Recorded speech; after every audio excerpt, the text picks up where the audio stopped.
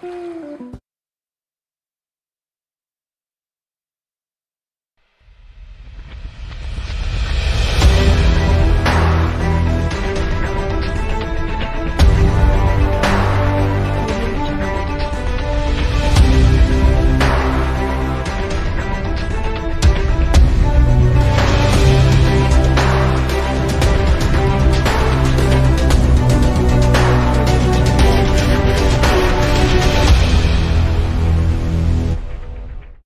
evening and welcome to another MTV Community Forum. I'm your host Byron Campbell and of course our co-host Chris Diali. Good evening, Chris.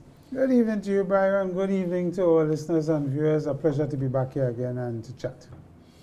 Yes, Chris, we have an interesting evening tonight, Chris. This evening we have, we have a lot of matters here to discuss, but the primary part of our program is going to be dealing with AI, artificial intelligence, and the future of humanity. And we have two interesting persons here. We're going to have Jervis Dabreo and Hatuey Campbell. So we'll speak more about this later on. But Chris, in the meantime, Parliament, cancellation yesterday. From what I saw, from what I heard, the members of Parliament, starting with the Prime Minister, was angry. I mean, his tone, he was making the point, and other parliamentarians, that what happened, the whole matter was unacceptable, essentially. And the question of who's responsible and are there going to be any consequences out of it. You've been in the Parliament, you spent 15 years, Chris, thereabout, as a senator in the Parliament. You understand clearly the procedures there. What's going on? What happened? Well, it is alleged that some members of the Parliament yesterday got their papers a day before the sitting. And that is normally not the procedure. It will be 2 weeks, worst case 7 days, for you to get your papers, to study your papers and to make your contribution and to understand and to have proper debate. Yes. So in a situation like that, this normally would fall on three people. It will fall on the leader of government business, the clerk of parliament, and the speaker of the house. These three individuals are held responsible based on the rules to ensure that everything is in place and ready for the sitting of parliament, which includes making sure that members get their papers on time and everything is in play. Right? So if you are having difficulty for whatever reason and members were going to be given their papers late, you had to advise the speaker and the leader of government business that, listen, the date that we have, probably we'll have to push it back because we have this issue with the papers. What would have caused the issue is something they'll have to investigate, because the clerk of parliament, Mr. Augustine, have always been a gentleman that is on time and understands his responsibility. I don't know Mr. Cato, the Speaker of the House. I know the leader of government business, but normally the leader of government business stays in very close contact with the Speaker of the House to make sure that everything is ready for the sitting of Parliament. So I can understand the Prime Minister. He's embarrassed by what has happened. And it is alleged now that they plan to move the clerk and put somebody else in his place. Yes, one Dr. Joseph I heard name called. Yeah. But Chris, looking and viewing at the Speaker of the House, I was not impressed personally in terms of the conversation he was having with the Prime Minister and other members. It didn't appear to me that he was in charge of the House. I mean, the Speaker of the House, like the Chairman of the House, is the person who controls the business of the House. Correct. That was missing. That was void. That wasn't there at all. So let's see what happens in terms of going forward. The most critical thing at that sitting is that the Prime Minister was supposed to make an announcement on the request from the U.S. government. Yeah. Of course, everybody tuned in and they were disappointed. Yeah, relating to that though, Chris, you could have, he was questioned there by a reporter that was live and on this matter, and he said that he or his government is still in conversation, is still in dialogue with whoever, I don't know who, he didn't say who he was in dialogue with, but what's happening. But what's interesting on this, Chris, is the fact that we've heard, we can move on to that. We've heard from CARICOM, their statement, the region being a zone of peace. We've heard also that Gonzales, the Prime Minister of St. Vincent, the Prime Minister of Barbados. no, not Barbados yet, St. Vincent, Dominica, and the other one would be St. Lucia, PM Pierre, making the point that they would respect whatever decision and support whatever decision Grenada makes. Notwithstanding, you have a CARICOM position, you have a position from Antigua, no, from PM Brown, but at the same time, we're hearing that, hey, whatever Grenada says, we okay, we good with that. So what we're seeing is we don't see a coherent policy. We don't see a CARICOM or even an OECS position on this, you know. So for me, I think this is very unfortunate that we cooperate and everything, but we can't have a common position on this matter. Well, the OECS did state clearly that they will vote no, and they will agree with a no vote. They did say that. But why are they coming out and say, because I heard... CARICOM is fractured. No, but I heard OECS, I heard the Prime Minister of St. Vincent on record saying, and he was flanked by the two other Prime Ministers, Prime Minister Pierre and Prime Minister Scarrett from Dominica, and he was making that point. We support whatever decision Grenada makes. And I suppose they had to show support in that sense for a sister. So there is inconsistent, because a reporter asked, well, here we have a case where Antigua is very clear, no in supporting CARICOM zone of peace, notwithstanding Trinidad and Tobago's position. So that I found interesting, you know, that we didn't have a common position within the region. It is disappointing that we don't have a united front. Because all the people who have spoken on this and written articles, Dr. Patrick Antine, Dr. Wendy Grenade, have all indicated that we need a coherent, united front on this matter. And the issue is zone of peace more so than the particular request for this terrestrial radar that the US have asked. So if we are true to the thing of zone of peace, then all of us should have a united front. Absolutely, right? That's required. I think that is the key. But if we, again, you know, separating us, dividing us. That's the point, Chris. And sometimes it's important to repeat it. You know, like on that matter, you know, we heard from a former U.S. ambassador to Venezuela, and it's interesting. You know what he said? He said, Madero, Venezuela, he's sitting on the world's largest oil reserves and minerals that will fuel the 21st century's economy, and he's in bed with our strategic competitors. That's not going to work. So we've always said that this is about oil, this is about energy, this is about Guyana, minerals. as a CARICOM member, have not taken a definitive position as far as I'm aware.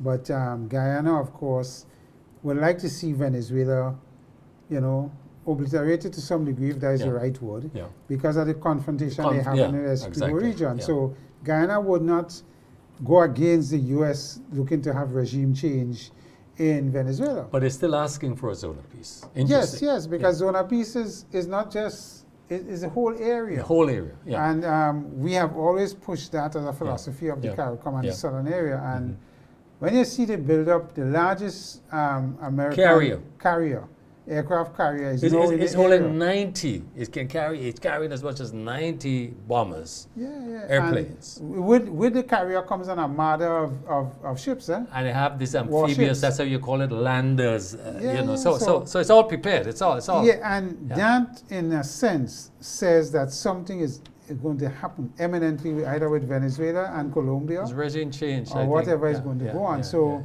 it is concerning for us that regardless of what position we take for zone of peace, Mr. Trump, based on how he's profiling with his military assets, is planning to do something. So I think the question for us in Grenada, we don't want to be, should we be aligned? That's the thing here. Because anyway, Chris, this is not going away now. We'll have a lot of time to talk about. We need to move on. Chris, sexual crimes in Grenada. I understand there is a new report that puts Grenada in a very... in the top 10. Top 10. Top 10 in the world, and it's done per 100,000 people. Of course, we are 100.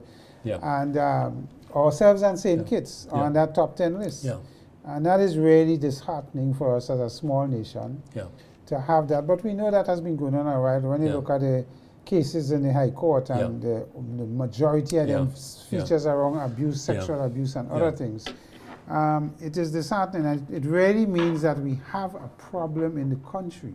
Yeah. And you know, there's a lot of debate on this thing about moving the age. Yeah. Remember the age to 18 and Yeah. dropping it to 16 Yes, and yes, so on. yeah. And you're wondering, with this report coming out now, what is going to be the thinking of our people on this dropping the age from 18 to 16, age of consent. Yeah. And it is really troubling when you see that report come out and what is we trying to discuss Chris, now. Chris, but it's a little more specific. I found out that in 2018, the World Health Organization worked with the Grenada Statistical Office looking at this issue of sexual violence. And what they determined, there's a number of areas, just briefly I'd like to go through it. What they firstly is intimate partner sexual violence. That's your partner. And what they found out was that close to 1 in 10 women reported experiencing intimate partner sexual violence. This is like your wife or your girlfriend living with. Then the other part was non-partner sexual violence. Non-partner, this is just arbitrary. 23% of women reported experiencing sexual violence from non-intimate partner. And then you had child sexual abuse. 20% of Grenadian women reporting being sexually abused as children. 20%. But what's interesting is that this UN Women report noted that this sexual violence is endemic issue across the Caribbean. It's a regional issue. You know, so I want to take it out broader than Grenada. Yes, but we look at our numbers, which is unacceptable. You know, so the question is, and as you rightly said, we see the numbers in the court and the assizes, the sexual violence. So the question is, why is it happening? How can us as a society, are we doing sufficiently to educate, to inform, to influence our male? I don't think, historically, yeah, it could have been these numbers and these percentages Yeah. you just spoke about could have been the same or more. yeah, But it is now where the women who are aggrieved are feeling freer to speak yes, and to talk about it.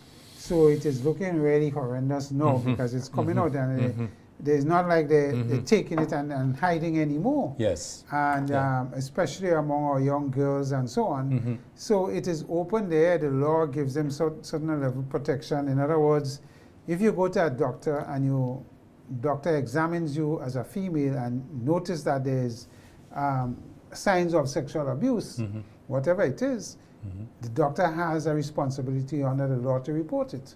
So there are things that we have done now Yeah. to open it women, up. Women are coming forward more That's now. right, that's Yes, right. yes. So, but getting back to the root cause of this violence and so on, obviously 90% or more, or 80 plus 90% is men against women. Yes. And it means our men have a problem, whether it is psychologically or otherwise, as to how they consider our women, who are their partners.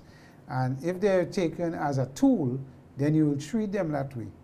And unfortunately, it has not, the education of our men has not reached to the point where we believe that the women share equally in our relationship in terms of our Yeah. partner. Yeah. And it's not about violence. This is about, you can't agree, lose respect, you move on, you know, and go somewhere else. But when you resort to violence, I always say personally, that's my thing. If somebody could reduce you to resorting to violence to solve your issue, then they have reduced you to an animal. Yeah. Because that's how animals operate. That's correct. That's correct. And if our men are being reduced to animal-like behavior, something is wrong with us, and we need to check ourselves. Absolutely, Chris. And I mean, we have been blaming it on our ego. Yeah. And I think that is a lot of trash. Yeah. You could control your ego. It does not result in violence. And it's important that we speak about it, particularly on women, but particularly against children.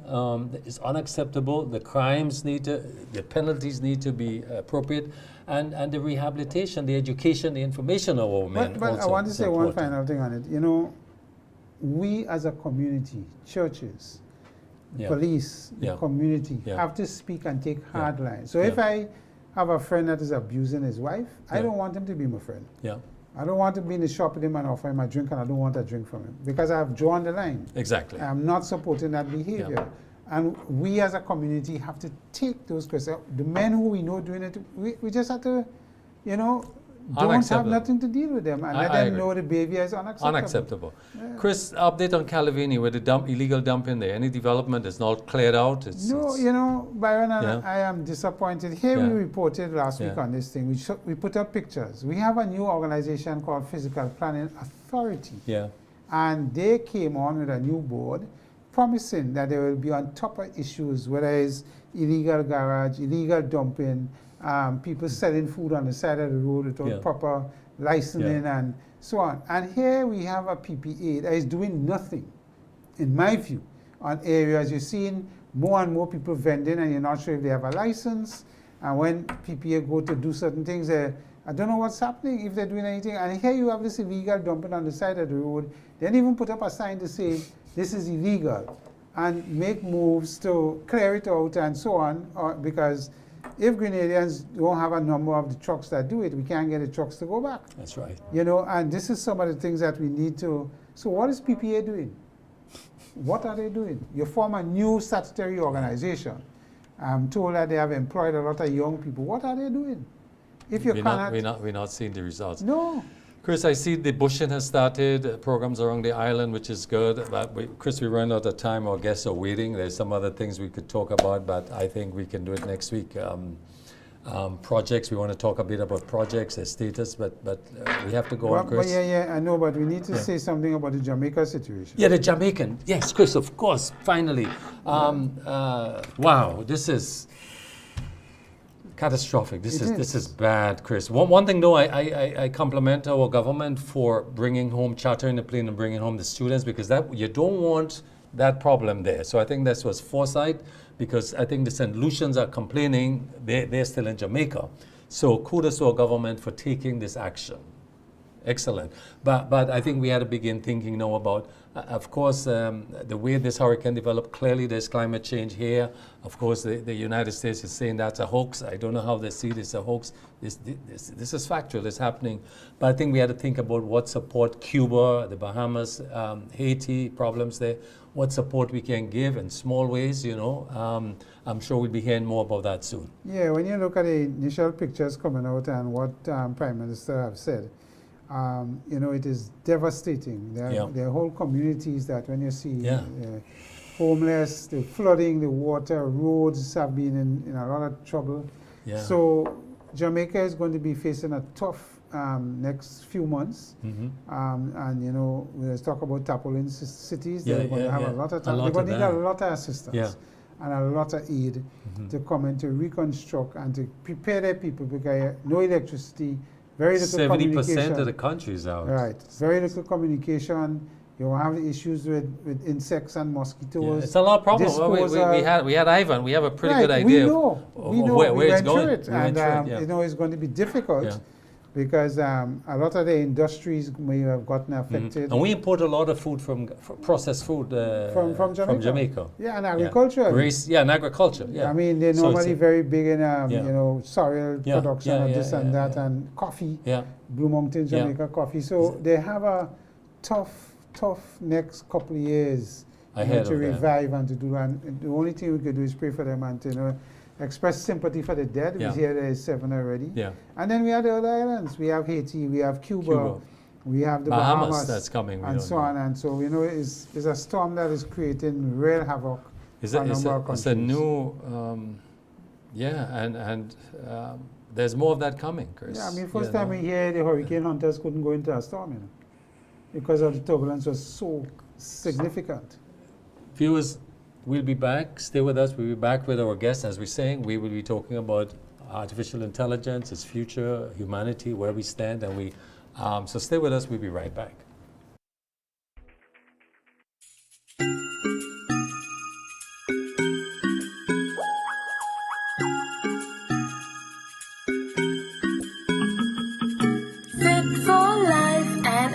Laboratories, providing quality care and expertise.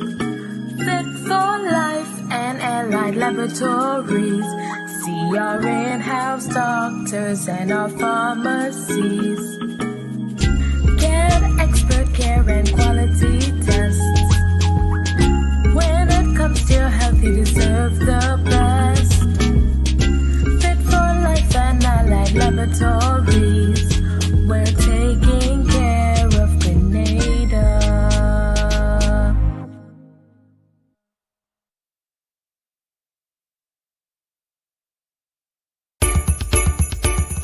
Christmas comes with more choices. Red curtains or white curtains, new paint or new furniture. Christmas dinner, that's a must. One ham or maybe two. Decisions. With financing from Co-op Bank, more is possible. Get up to $50,000 and make more of your dreams come true this Christmas. Plus, get an opportunity to win gifts and prizes. Christmas does come with more smiles, more togetherness, more love. And at the end of it all, it's more than worth it. This is your season for more with Co-op Bank. Visit our website for more details. Terms and conditions apply. Dreams come true with a Co-op Bank loan.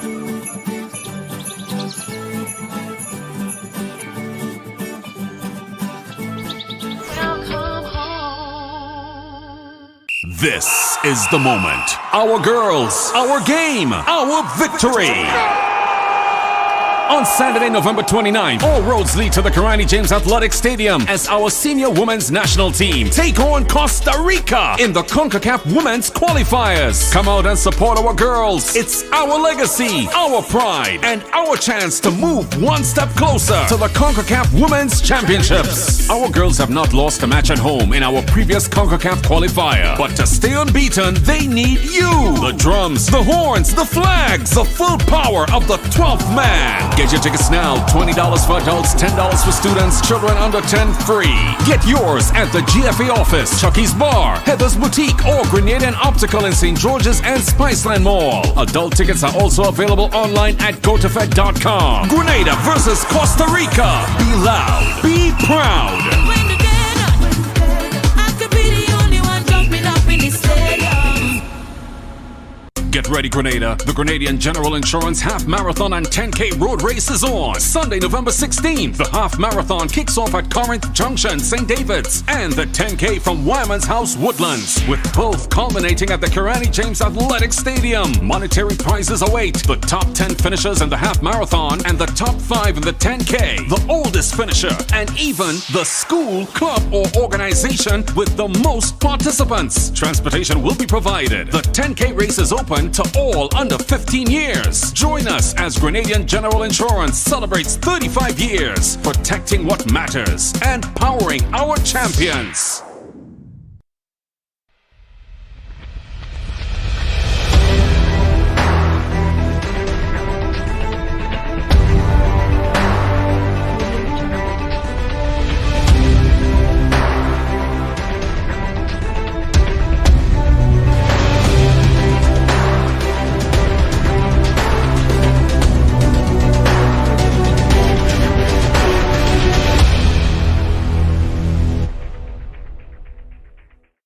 Welcome back, viewers, to Community Forum. As we indicated earlier, the discussion this evening is going to center around AI, the pros and the cons, obviously, and we have with us to discuss that Mr. Dabreo, Jervis Dabreo, who works with government in cybersecurity and will give us an understanding of the penetration of AI in our various businesses and how we could use it positively or not. Then we also have Hatuey, that's how you pronounce it, Hatuey, an accomplished engineer with over 17 years of experience, son of the soil. He went to T.M. Arisho Community College. He works at Caterpillar with a lot, earning a number of patents in different things that he has been in, oil aeration measurement and others. He is also a member of the accredited director serving on the Grenada Transport Commission Board and Petrocarib Grenada Limited Board. So, gentlemen, welcome to the program. It's a pleasure to have you. And, of course, are you there, both of you gentlemen? Mm-hmm. Yes. Right. Pleasant good night to both hosts and all in the audience. And to you, Mr. Dabreo. Right. Thank you, sir. So let me... It's good to be back. Yes, Mr. Dabreo, it's good to have you back, you know. And Mr. Hatuey, what's your first name? I find Hatuey hard to, if you don't mind The me. H is silent. so Okay, Hatuey. Atui. All right, good. Thanks for that. So, gentlemen, let me start off. One of the things I want to throw to both of you all to get your opinion on this. One of the things I noticed with AI as it penetrates our lives, whether in business, medicine, education, whatever area, there are so many applications that are now available for AI to use and you could use. What I have noticed is that traditionally, let us say in business you have an accounting staff that is doing a certain amount of accounting in traditional way, and it's taking that person a half a day to complete the task. If AI is used, it will reduce the time to say probably half an hour from 2 hours or half a day. Now the challenge for business as we go forward strategically is what do I do with the time that staff member used to take half an hour to do it and is now completing it in 2 hours? How do I redeploy that asset to be productive? Because here it is, AI is making us work smarter, not harder. So comment from you two gentlemen on how we in the private sector are to consider the use of AI to the point where we're working smarter, we're saving time, but how do we redeploy staff? And the consequences, staff may think they're working harder, but it's smarter they're working. Your thoughts? Anyone could go first. So I'm going to be very, very, very careful how I answer that question. Simply because that has played out in my daily job right now. So I do not want to shoot myself in the foot. Right. Proverbially and even literally, in that somebody then decide, hey, let's find more things for him to do. But I've actually seen it play out in what I do at the National CISA, the National Cybersecurity Incident Response Team, where things that would have taken me, let's say, 2-3 days to get to the bottom of, I may be able to wrap that up within a half a day, simply because a lot of the heavy lifting can be done for me by AI. And then I just need to verify, assess, ensure that the final decision or assessment, the buck stops with me in terms of what the final report says. But in terms of the question, how should businesses approach it? I think we need to understand that the face of work has changed. As a matter of fact, it didn't just change because of AI. It changed. The pandemic showed us that we need to do a bit of revisiting of what we consider to be the world of work or the work day. I think we need to move away from contact time and focus on tasks. What is the task or tasks that you are expected to complete as part of your daily duty? And I believe once those are completed, then the person has been productive and they have delivered insofar as their job description is concerned. Now, you expect me to take that position? Because as I said, the last thing I want is somebody realizing, hey, he has gotten pretty efficient in terms of how quickly he's able to get to the bottom of some of these things. So let's have him go build drains or cut down trees or something like that, right? Hatuey, I don't know how you, Hatuey, I do agree with you. I do agree with you to an extent that we do have to fundamentally look at just what that work day consists of. But back to your point, in many jobs, the AI, we have to look at what AI is today, right? It should be considered a tool, right? And in some jobs, what you're doing is your capacity building, right? So when you add the AI to the workplace, yes, as Mr. Dabreo alluded to, you've now made that person far more efficient than they've ever been. So if you're able to now complete that 2-week task in now 30 minutes or so, then usually in the workplace you have other things that you can focus on. And it means that you can build that person's role, or you can, expand, what they're doing. right? By threshold sometimes, right? Now, one key point here to what you were saying, right, is that AI depends on the quality of data that goes into it, right? So not because the AI is available, all of a sudden that accounting task is simply going to appear in front of you in 30 minutes, right? The data going into it, the instructions that you're actually feeding into the model have to be accurate, or else whatever you're trying to create, whether it be auditing or something else for the company, a final end of year, end of quarter report, if it's not correct, you will have garbage at the end of that 30 minutes.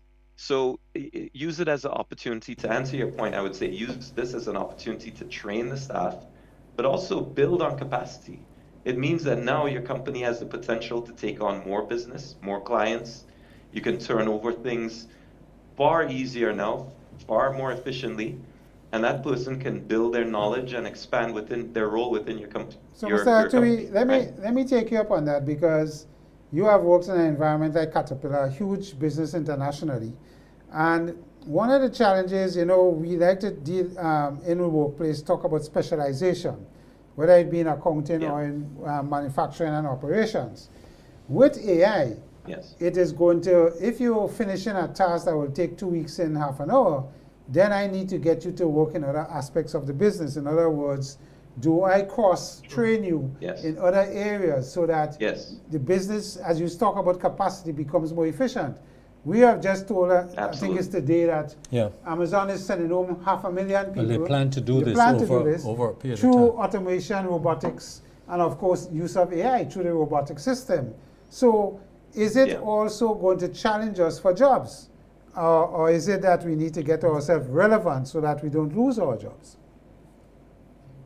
Not necessarily, right? What I would say is the AI, when we look at AI, we're not necessarily viewing it through one lens, right? You know, certainly what it may mean, exposure doesn't mean loss of jobs. What it can be determined to be is change of your job, the way you do your job. You know, and if you look at, let's speak specifically to Latin America and the Caribbean, right? The World Bank, you have to look at automation, you have to look at the different jobs we have, the exposure to automation, for example. And when the World Bank looks at it, they've determined that it's roughly about 2 to 8%. So below 10%, right?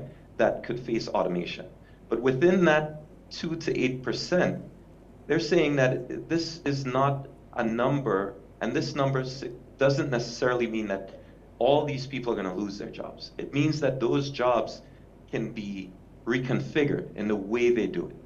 So that's something that's very key to this point, that the introduction of AI does not certainly mean that you're going to see what you're seeing from these companies. And just key to note, I'm going to let Mr. Dabreo chime in here, but you have to remember that jobs have a life cycle as well, right?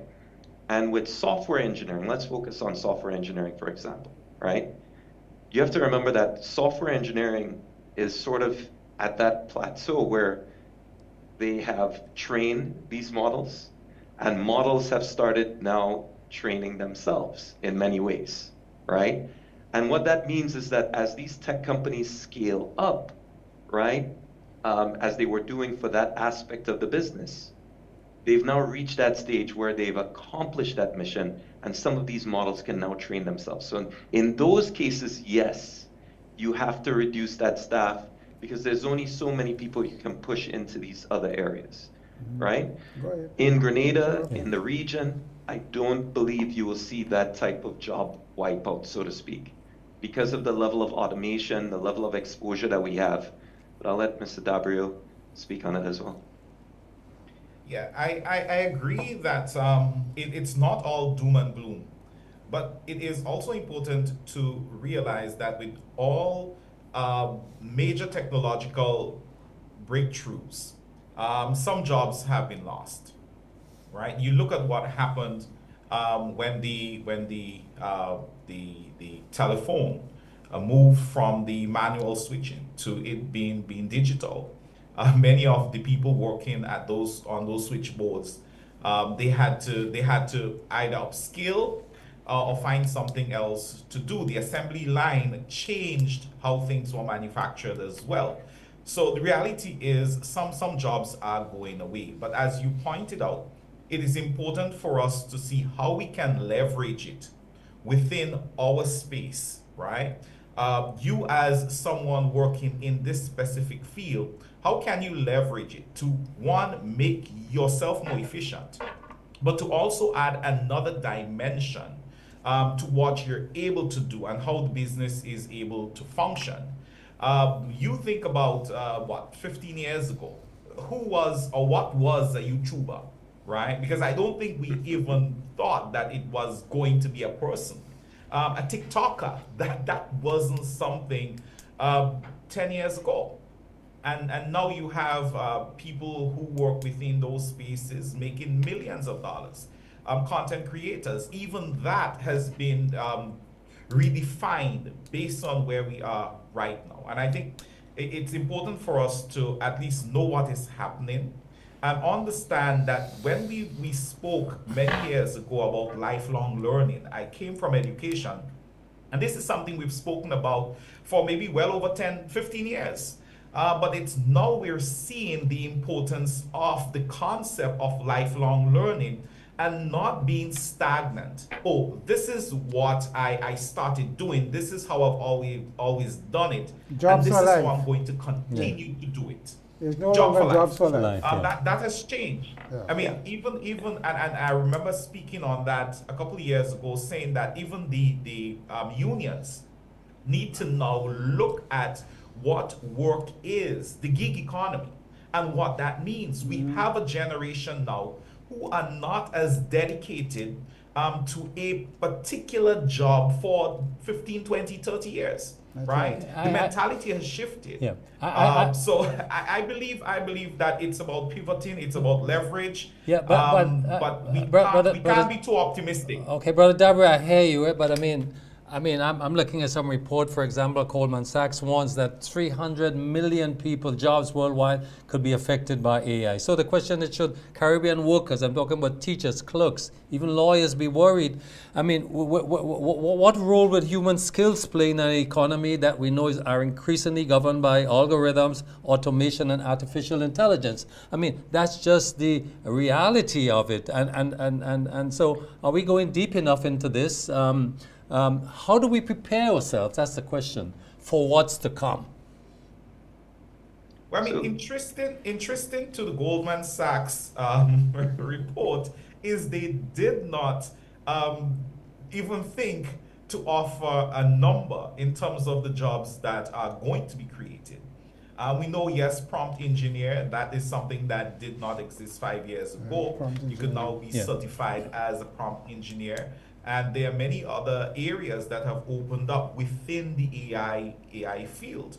But the reality is that, as with all industrial revolutions, and this is an industrial revolution, new jobs are going to show up. Some of the old ones are going away. I normally say if your job can be mathematically taken apart, your job most likely will end up on the cutting block. But if your job requires humanity, empathy, and these sort of soft skills, and the physical need for you to interact with stuff. Yes, automation may take some of that away, but you are safe for the time being, especially within our region, where we are not on the bleeding edge of technology. Hatuey, you can chime in on this, but That's a good time to be a plumber, right? That's correct. And I was about to say that craftsmanship, is going to be key in the future. Plumbers, electricians, a lot of these skills are still going to be needed throughout the region. And what I would say is that you asked the question, what happens to teachers and others? In your statement, you said affected by AI, 300 million. Yes. Now, you did not say 300 million would be wiped out, right? Yes. So again, it goes back to my point that it will affect, as you were saying, the way that we work, which is the point we were making, right? Yeah. People will have to retool the way they think about work. It all circles around the same point, right? That your jobs will evolve, right? It may mean you work less hours. It could mean that your job is more of prompting than actually doing, right? So feeding the system the data, but also what I would say for our region specifically, we have to double down on craftsmanship. You know, woodworking, electricians, people that are at the forefront. You know, these jobs will take a while. It's not to say that they too won't be affected, but it's going to be a long time before you see AI or a robot, so to speak. It's not to say that it's not coming, but a robot doing plumbing, you know, for a school, you know, it's going to be a while before you see that. You know, Hatuey, In my feel, and I want to just Yep. interrupt you here and Go say ahead. that, you know, recently I saw an app from AI where a technician who normally would fix a washing machine, you know, took a picture of the washing machine, uploaded it to AI app, and it gave him the reason. Of course, you would prompt it and tell it what is the problem and what it's Yes. seeing. And then from that, AI will offer a solution of 2 or 3.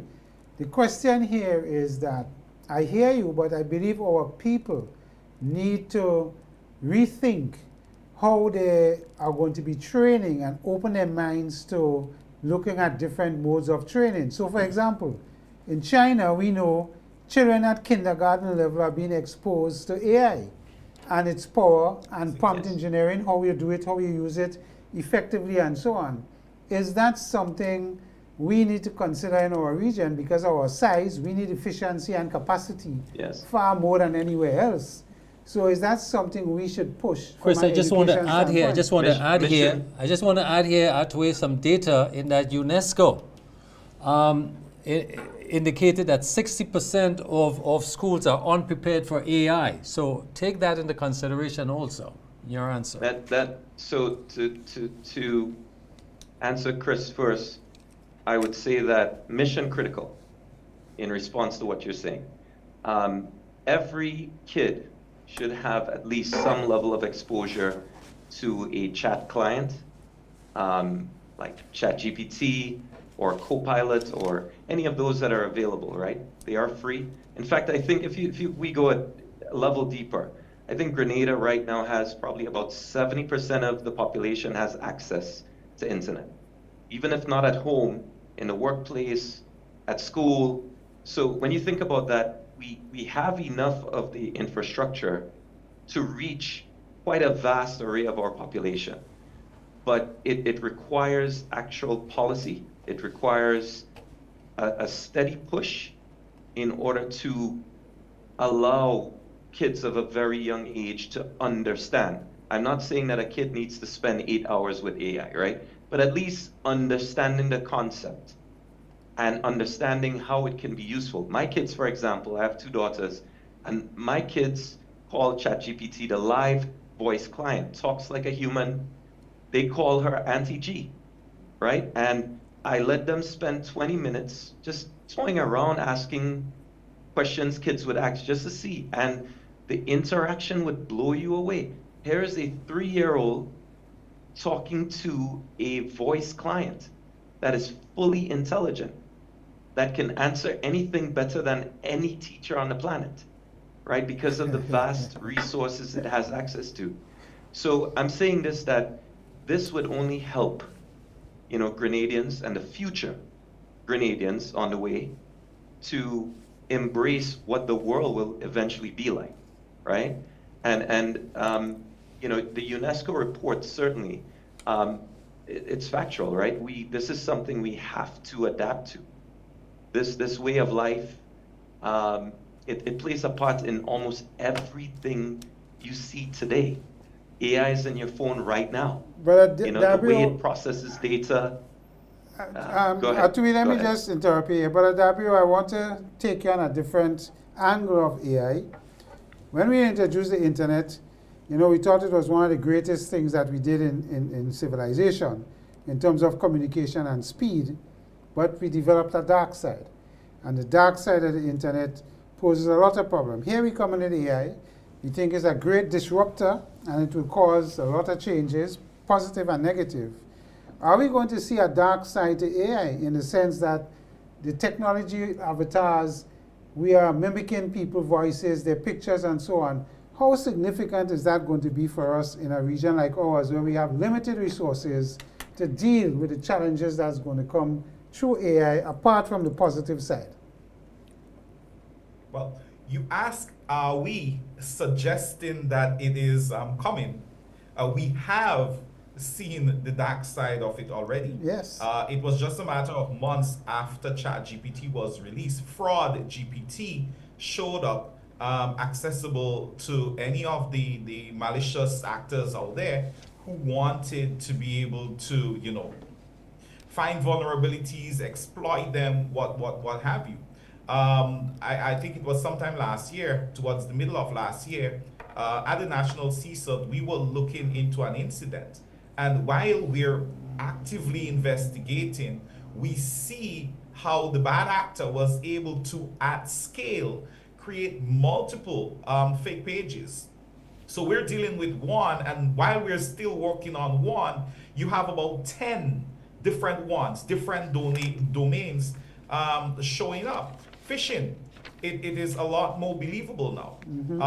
You look at companies like 11 Labs, HeyGen, even what is accomplished with Nano Banana and Kling and a few of these AI models out there. And yeah, you could really use those things to create a lot of very believable disinformation. And this is what we're seeing, right? We're seeing phishing emails coming, and it looks just like it's coming from you, the spoofing, where you make something appear to be coming from somebody it's not coming from.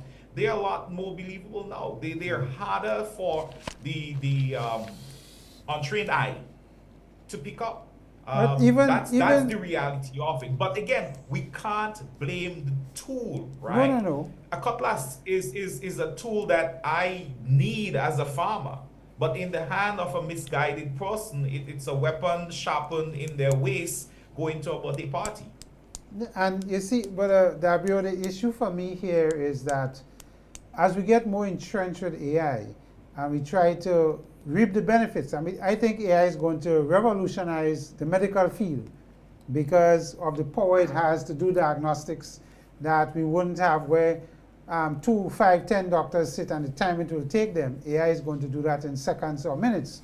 So I think it's going to be positively a good thing in that particular industry and others. However, my concern here is, you know, recently I was talking to some executives that did a training, and the trainer put up an AI-generated image and a real image and asked them to distinguish which one is real and which one is not. 90% of them failed. They couldn't separate the AI-generated one from the real one. And that, to me, is a real concern that we have to deal with. Both of them should have been labeled as fake, right? Both of them should have been labeled as fake. And then you work backwards now to have it proved that it is real. Skepticism and suspicion, putting trust at bay, these are the things that are going to keep people safe. You question everything. Right. But going back to the question that you asked in terms of education, you forgot to mention that California, they haven't passed a suggestion, they have made it law that students coming out of their high school must be taught how to use AI and they must be trained with AI. In September, I was very public about it. I said when the Ministry of Education in Grenada is looking to hire teachers, a question that must be asked is how that teacher views AI and its use. And if they are AI averse, they want nothing to do with it, then they should be sent looking for employment someplace else. It is not optional. We have to train our people to use the tool. And as I was explaining to a friend of mine earlier this evening, that is the only way you would be able to pick out some of the fake things out there, because you use it, you would be able to see, hey, this is what it does, this is how I refine it, this is why I had to make a change to it, and it may keep you safe. Because the worst AI is ever going to be is how it is now. Every month it gets better. When I looked at 11 Labs in March, And I looked at 11 Labs again in June, the same platform, but its ability to clone our voice and our accent within our region has gotten better. It has had the American, the Canadian, European accent down pat since last year, right? Early 2024. And it's getting ours now. So Chris, eventually you're going to hear your voice. It takes, just to add to that point, it takes about 3 seconds for AI to cloak your voice, to clone your voice. So just you speaking different tones and it's able to produce your voice. So that's a done deal. Natural language processing, which really came to light in 2017, really caused an explosion, you know, because now you can process any language and it's far more natural and faster at the same time. So the response rate is indistinguishable to any human. Here's and now you have tools like Sora. Go ahead. Here's the concern. There's concern being raised here about artificial general intelligence. This is human level intelligence, that AI reaching that level and therefore the danger in that being able to control humankind. I want you to note this point. The other point is, of course, the other side of the story also regarding the energy use. It is said that a simple ChatGPT query can use 10 times more electricity than your Google search, for example. And AI alone will consume or is consuming 2% of global economy. But the question, therefore, of global electricity, energy. So the question is, how sustainable is this technology? Are we trading in a sense human progress for an environmental burden? How sustainable is this? Well, this is a multi-layered answer, right? But because I think there are two sides to this. However, you're right. Right now, it is not very efficient. You speak to, well, you hear the reports, see it. ChatGPT, one of the biggest clients in the world, right? They're actually making a loss. They're burning through hundreds of millions of dollars every single month, and they're not turning over a profit. However, they're doing it because they understand the end goal, the end game here, and what value AI will bring, right, at the end of this journey. And well, really, it's a never-ending journey, but eventually, the value that it will bring. In terms of, just to give you an idea and for your audience, right, to train a model at a data center, right, for AI, it actually equates to about a fifth, so about 2/5 of the energy generation that the population of Grenada actually consumes in a year. Just to train a model, think about that, right? Now, millions, I believe it's about 1.6 to 2 million gallons, right, of actual water to cool those plants, right, roughly, right? Now, I can tell you from first-hand experience, the number of data centers we've had about, within a 20-mile distance, right, from here, between here and Chicago, where I live, it's about 7 data centers that have gone up. And my energy bill has doubled. I kid you not, it has doubled. So it is definitely having an impact, an unspoken impact on local hubs in the United States. Energy bills are climbing, water consumption is going up. It is putting some pressure on communities. And there's also pollution, because not every state where they put these data centers have great pollution laws, right? So there is an environmental impact as well that is not really spoken of, right? Ohio, for example, Iowa, those areas, those particular states right now there are a lot of complaints. So just wanted to add that. AI, Grenada doesn't produce AI technology, and I want to bring it local now. We import it.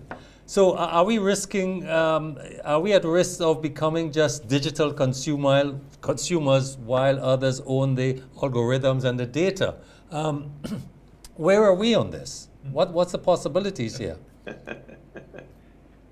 The Data Protection Act, that's where we are. This is where the conversation is actually at right now, within government and even within some of the private sector the whole issue of data protection. The law, it has been passed, not enforceable because the Data Protection Commission is not set up as yet. But when that happens, data sovereignty, where the data is stored, and who we allow to handle the data, and so those things are going to be brought to bear, and some people are going to find themselves being fined even within the court system, and so forth. So should we have I mean, a we're CARICOM pushing policy?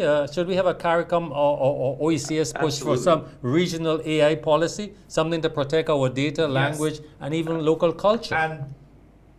And this is something that is actually being built out now, where most of CARICOM, CARICOM as a unit is looking at creating closed models, training our own models to handle these sort of government data, our residents, our population, their data. So we're not reinventing the wheel. We're not building models from scratch, but we are able to repurpose some of those, fine-tune it to ensure that these models reside within our data centers. We have control over what data goes in, what we train it on. So we can use it knowing that there is a level of safety and privacy that comes with that. And I want to add to go this. on, I Hatuey, don't yeah. think that we would have. Yeah, go ahead. No, I said you can respond to that, but I want you to take on board because I raised a question about the artificial general intelligence, and some people believe that AI could become smarter than humans, that it might one day design itself. Should humanity be afraid of that moment? Should we be afraid of that moment? So I'd like you to go there also. So I'll touch on 2 points then. So going back to the region, I don't think Grenada will ever have its own model because of how expensive it is. It requires the training to be, how many GPUs that you require, and the energy consumption, right? One data center, how much that consumes. We spoke about that. At the CARICOM level, maybe. It may even require the larger islands outside of CARICOM to partner with us, but there are certainly enterprise level models that you can use with. So for example, when you use the free version of ChatGPT today, if you are putting in your sensitive company information today, Shouldn't do that. right? You are actually training that model, and that model is learning and can provide some of that data to someone else, right? So you have to be very careful, and what I would recommend to companies on the island right now, until policies are in place, are that they try to get enterprise level models in place, right? So that some of the data, most of the data can be at least kept local, right? And that data is not going to be used to train the general model so that other people have access to your information. So these are things that you would pick up through training, right? And I think that's why it's key for us to have that early level of training so people understand and can trigger on these things. And companies can also abide by policies that help us with privacy. Back to the artificial general intelligence. It's something to embrace. It's something to fear because and here's the thing. Models that begin learning and thinking and keyword reasoning by themselves, right? Some people think of it as a conscience, right? Some people say it's in 2030 that we'll achieve that. In reality, you have to understand what that looks like. Do the scientists even understand when they will achieve that? What is that going to look like? Because models today have been seen manipulating their own codes. Models today have created their own languages that the software and the AI scientists don't completely understand. So I raised the question, and this leads into what you were pointing out. We talk about AGI, but there's not a complete understanding of what that looks like. When will that model, what happens when that model achieves it? What happens if that model decides it's just going to operate as normal and not show that other quality, right? So that's why I believe going back to what Mr. Dabreo indicated, policies that protect humanity, that lay out governance principles are going to be key here. Because this is coming fast, right? This is not a linear graph at all. The growth of AI has exploded exponentially over the last few years alone. So some say it's going to happen by 2028, some you talk to in decades, right? We just don't know. But it is going to come. When you consider what is happening with AI and the financing, let's take the military.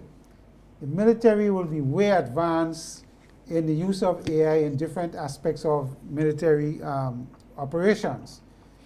Partner that with private investors, venture funds and otherwise, which there is not much control on the use of funding, to explore what we just talking about, the general AI and the learning and the speed, and how we're going to protect ourselves from that. Is that a concern that we must be keeping our eye on?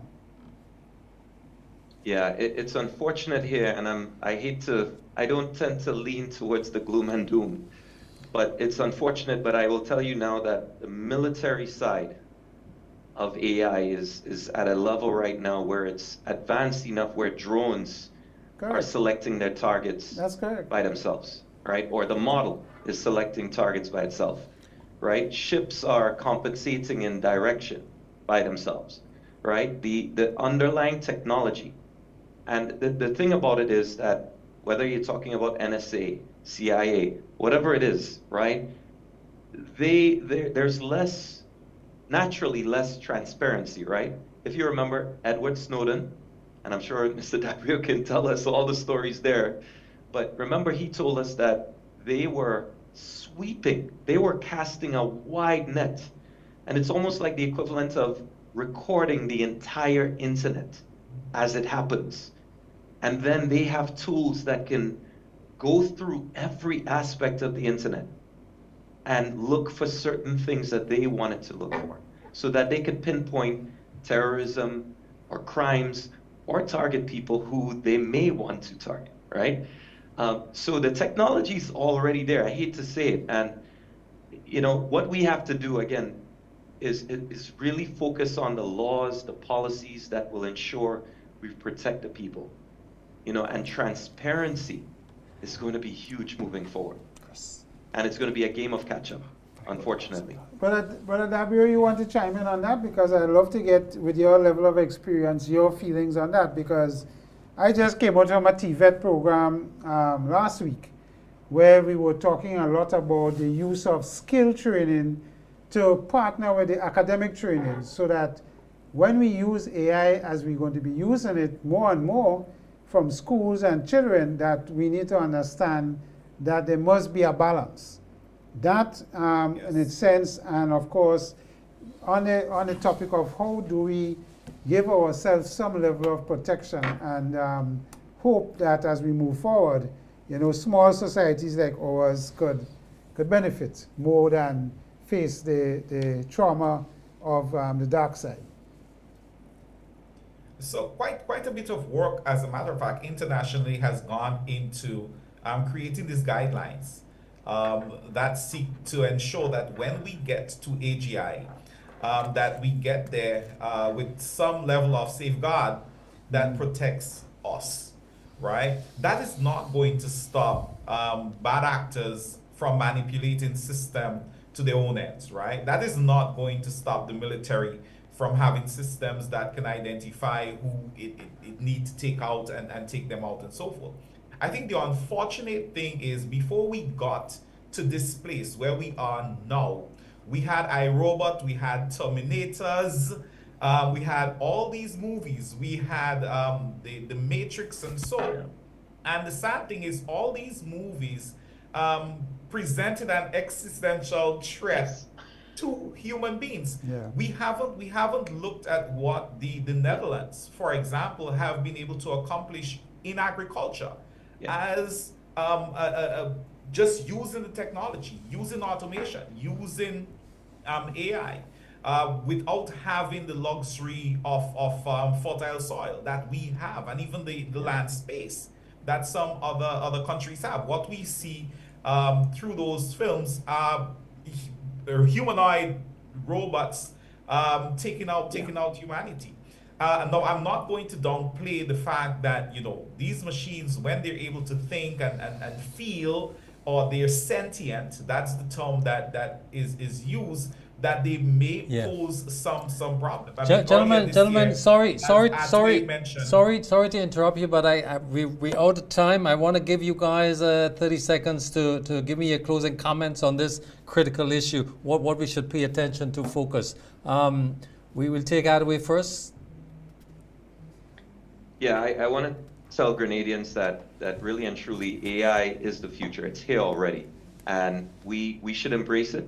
I myself, I work in the ag and construction machinery area, right? And I can tell you, it has the potential to transform every industry. This means more spices, more fishes, more catches, more of everything, more tourists being able to find their way around Grenada to more restaurants, to your shop. You know, there's a lot of positivity. And in everything that human beings have created, there have been two sides to the coin. So this is just another part of that conversation, but this one is very disruptive, and we have ways of being prepared. So I would say, let's all get prepared and let's embrace the technology. Thanks. Thank you. Brother Dabreo. Yeah. I'm going to take less than 30 seconds. For Okay. those who are concerned about AI taking their jobs, and I believe this, what I'm about to say now, you should be more concerned about someone using AI taking your job, because that's what I believe ultimately is going to be happening in the short to medium term. AI is not going to take some of the jobs. People using AI are going to take some of these jobs away.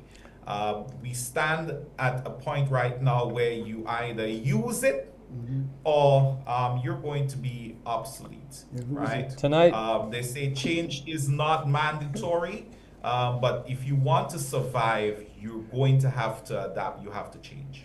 Tonight we've seen both promises and peril of artificial intelligence, a technology that mirrors humanity's best hope and deepest fears. The question is no longer if AI will change our world, it's how we'll choose to live with it.